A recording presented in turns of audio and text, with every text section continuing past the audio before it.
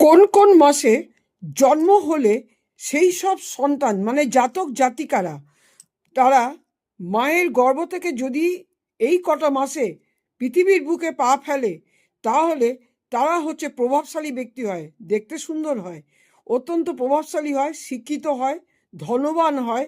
প্রত্যেকটা দিক থেকে এদের ভালো জিনিসটা এদের খুঁজে পাওয়া যায় বেশিরভাগ ক্ষেত্রে, গ্রহগত ব্যাপার যদি খারাপ না থাকে। তো তাহলে এই 3টি মাসে জাতক জাতিকারা অত্যন্ত মানে সুন্দর দেখতে হবেই এবং ধনশালী, ধনবান এবং প্রত্যেকেই এদের মানে নেতা বলে মানবে, মানে লিডারশিপ কোয়ালিটি নিয়ে অবশ্যই জন্মায়।